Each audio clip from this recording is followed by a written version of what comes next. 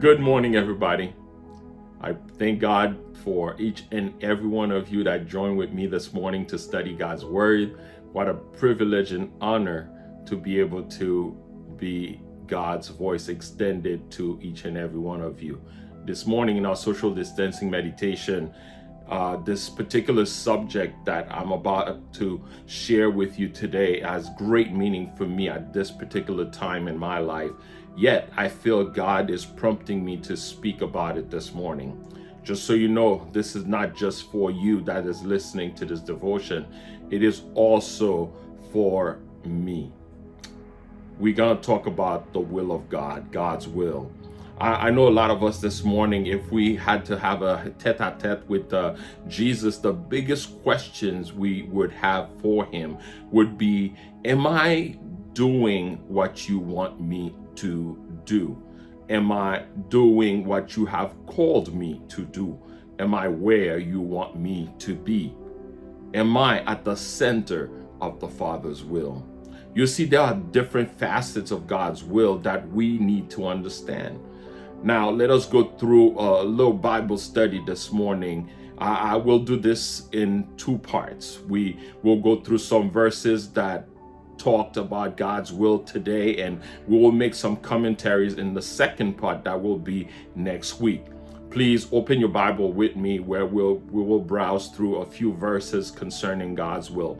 Let us start with Matthew 6:10. Where that's where Jesus was teaching the disciples how to pray when they requested that Jesus would teach them to pray. And one of the verse 10 says, "Your kingdom come, your will be done on earth as it is in heaven." In Ephesians 5:15-20 it says, "Be careful then how you live, not as unwise but as wise, making the most of every opportunity, because the days are evil. Therefore do not be foolish, but understand that what the Lord's will is.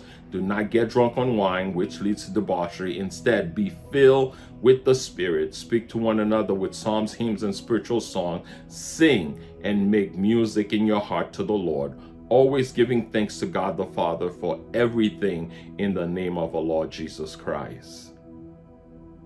Verse 17, "Therefore do not be foolish, but understand what the Lord's will is." Now, I read the whole thing so you get into context. Now, Romans 12:2 talks about God's will, and that reads, "Do not be conformed to this world, but be transformed by the renewing of your mind, that by testing you may discern what is the will of God, what is good and acceptable and perfect." Now, we will center our talk this morning around Romans 12:2. Both this morning and next week, we will center our talk on that. Now, I just read three different parts of scripture, and we have found the will of God mentioned in three different ways. Let us focus our attention right now in Romans 12:2, part of our reading this morning. Bible translators handle the last phrase of verse 2 in various ways. Here are a few examples. Like in the King James Version, it says that you may prove what is that good and acceptable and perfect will of God. And in the HCSB, it says that you may discern what is the good, pleasing, and perfect will of God. In the CEV, it says, "Then you will know how to do everything that is good and pleasing to him."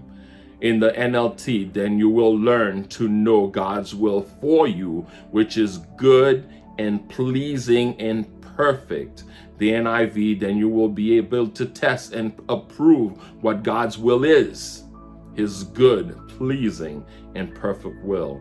And the ESV, "That by testing you may discern what is the will of God, what is good and acceptable and perfect." The phrase itself seems simple enough, but the commentators disagree on exactly what Paul had in mind. here are a few observations that will point us in the right direction.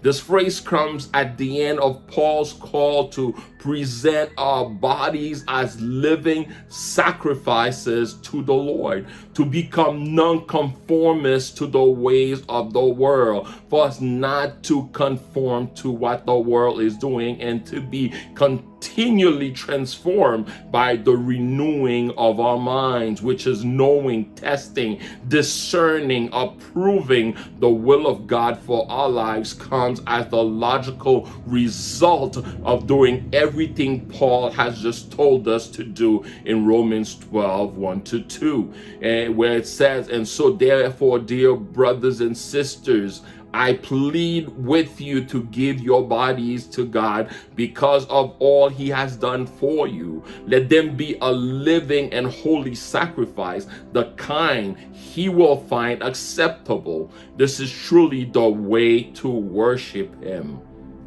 Verse 2, "Don't copy the behavior and custom of this world, but let God transform you into a new person by changing the way you think. Then you will learn to know God's will for you, which is good and pleasing and perfect." Often we focus on the will of God as if it were something we discover in a secret compartment, hidden away by God, separated from the rest of our lives. So we search and we worry and we fret and we pray and we struggle and we discuss and we read books and we start and stop and halt and fidget and humble and we make our list and we stay up late at night worrying about things we can't control anyway. These things are not wrong in themselves, and some of them may be quite helpful, but it is a mistake to think about knowing God's will as if it's somehow separated from our ongoing walk with the Lord. See, knowing God's will, brothers and sisters, is really just a subset of knowing God. That's the whole message of Proverbs 3 verse 5-6 in one sentence: "Trust in the Lord with all your heart and lean not in your own understanding." And it goes to say, in all your ways acknowledge him and he will direct your path. You see, the more you pursue knowing God deeply, the more likely you are to end up exactly where God wants you to be, which is the center of his will. That is God's desire for every single one of his children. If you have accepted Jesus Christ as your Lord and Savior at some point in your life, if you have done so, the Bible tells us that he has given us the power to become children of the living God.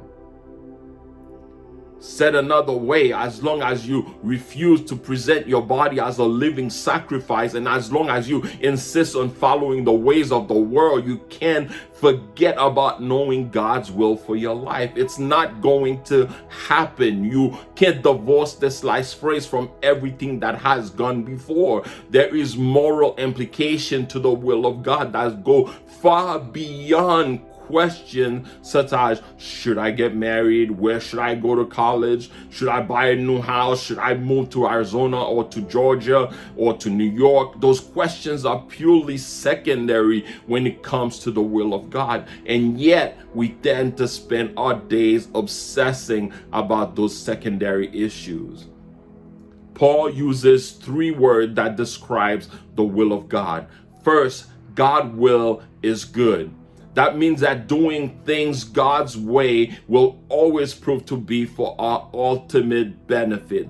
Consider the 10 Commandments. It is good that we have no other gods before God. It is good that we do not worship idols. It is good that we honor our parents. It is good that we do not murder. It is good that we do not commit adultery. It is good that we do not lie. It is good that we don't covet, and so on and so forth.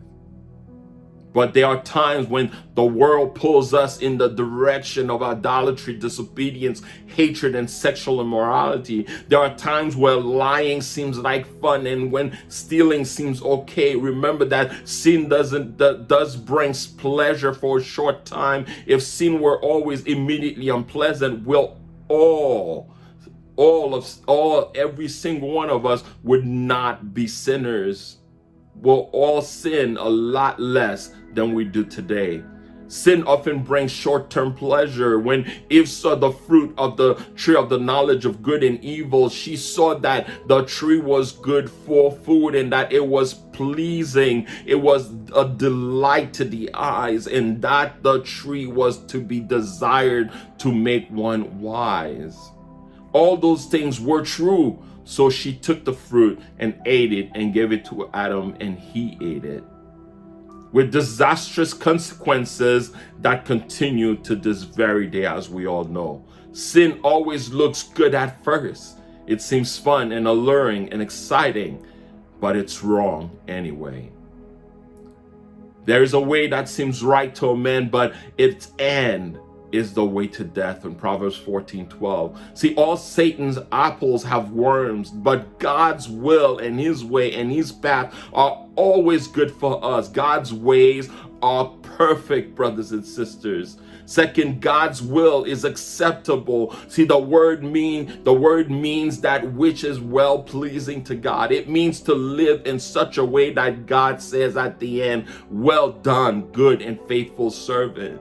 But it also means that living God's way will also be pleasing to us personally. Not easy, because carrying a cross is not an easy thing to do. But in the end, those who live for Christ will be happier than those who doesn't. It's really as simple as that, brothers and sisters. Third, God's will is perfect.